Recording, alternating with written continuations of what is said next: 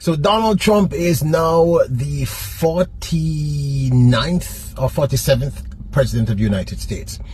And if you are living in the Caribbean, Latin America, South America, Jamaica, which of course is in the Caribbean, how does this affect your money? You'll be surprised. Is it time to panic?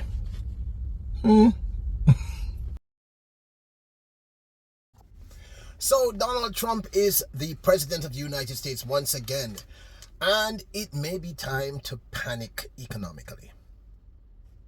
Or is it? I mean, are there any opportunities? Okay. Welcome back to the channel, people. Welcome back to the channel. My name is Peter Lloyd. Welcome to Peter Lloyd World of Wealth, where we discuss all things finance. Our goal is to achieve financial freedom and get you all from ignorance, financial ignorance that is, to wealth. All right. So let's just get into this. This is not going to be the regular video where I'm doing all these fancy cuts, etc. I can't be bothered. Let's just get straight into this topic, because I think this is important. Donald Trump is the president of the United States once again. He was president in 2016 to 2020. That didn't go very well. It ended with the pandemic, and he plunged America into a massive spike of inflation, etc. So he didn't do great. He did okay, but he wasn't great. He also sent the deficit through the roof. So now he's back, and he's making some really interesting cabinet picks, etc. Okay, all right. So let me just say this quickly. I'm not American. This is not political. I may have my opinions about Donald Trump and his party, but I would never express them here. That's not my goal. My goal is to tell you how his presidency and the policies he has proposed, he may not do them, could impact your money positively and negatively. So let's start with the positive. You may notice if you are invested in the US stock market, the stock market in the last year has been on a massive bull run. Bull run means going well. Bear run means terribly. The US stock market has been doing extremely well. However, on the night that Donald Trump won, in that one night, several billionaires who had backed Donald Trump made incredible sums of money. Within 24 hours, Elon Musk, for instance, the owner of SpaceX and Tesla, he earned 28 billion with a B dollars, right? I think Peter Thiel made 9 billion, and Jeff Bezos made 7 billion. And within the last 10 days of America's new president winning the presidency, Elon Musk himself has made $70 billion. Or I think in total they've all made $70 billion. That's a lot of money. So if you are in the stock market, things are going extremely well for you, and kudos to you. And if you are there. Secondarily, positive. If you are a Caribbean person living in the United States and you're in that top 1%, meaning you're earning anything over 5 million a year, you're going to get some huge tax breaks, and that's good for you. You're going to make some really good money. So those are the two positives I can think of off the hand. So if you're invested in the stock market in America, great. If you are in that 1%, meaning you have your net worth is 5 million up US dollars, you're doing really well. Now, negatives. One of the major policies Donald Trump has talked about is the deportation of, he says, 2 to 20 million people, which I kind of think that doesn't make much sense to me, because I don't know how pragmatic that is. I don't think America has the manpower to deport 20 million people. I don't know how that could work, and it would probably cost them in the trillions of dollars to even attempt to do that, which just wouldn't make any sense. But let's say he's able to do this. One, negative impact on the other countries that he's exporting these people, sending these people back to. Let's say we're in Jamaica and he sends back 70,000 Jamaicans at once. The infrastructure in the island just couldn't handle it. We don't have enough hospital beds anyway. Who would be taking care of these people? Where would we house them? What would we do with them? What kind of employment would they get? Where would they work? This would be a nightmare. It would be a nightmare, which is why I think the new president in Mexico said, send back the Mexicans and we'll send the 2 million Americans who are here in Mexico. We'll deport them back to you. Interesting. So that would be disastrous in terms of infrastructure. However, there is light at the end of the tunnel, because this could also mean that some of the brightest and the best who have left the island could be coming back, reversing the brain drain. So that's one impact, the possibility of our infrastructure not being able to handle all of these people. But we may get back some of our brightest and our best. This is if this happens. Now, the other thing that he's talking about, another major thing that will impact your pocket, and not in a positive way, is that he wants to put tariff on seemingly everybody, particularly China.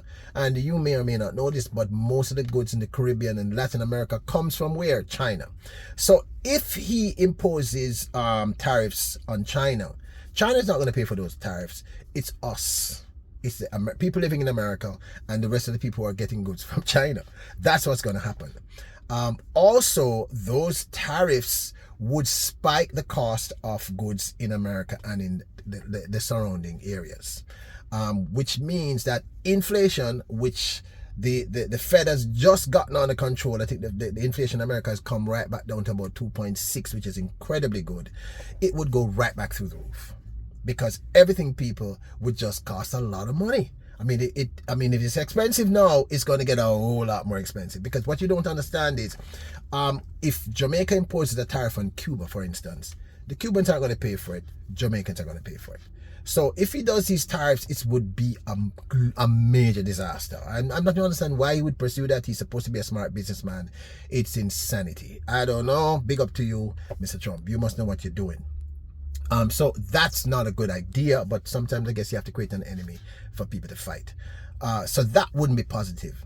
Now, he's also saying another negative, that he wants to give green cards to everyone who comes to the US who is not a citizen and gets a degree. That would be a disaster globally. America's already taken away our brightest and our best teachers, our best engineers, our best professors, our best lawyers, our best doctors are already being taken by America.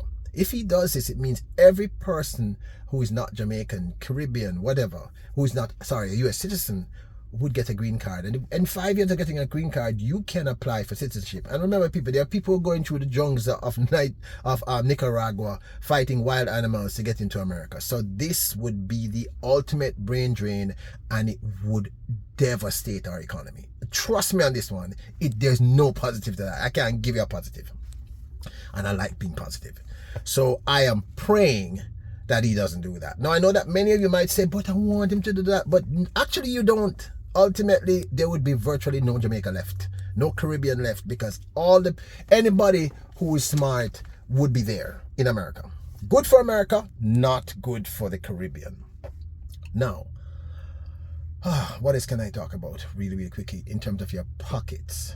All right, now, the misogyny and the racism, in air quotes, that is apparently happening as a result of all of this, because I've seen reports of persons saying our time now, etc. You know what I'm talking about.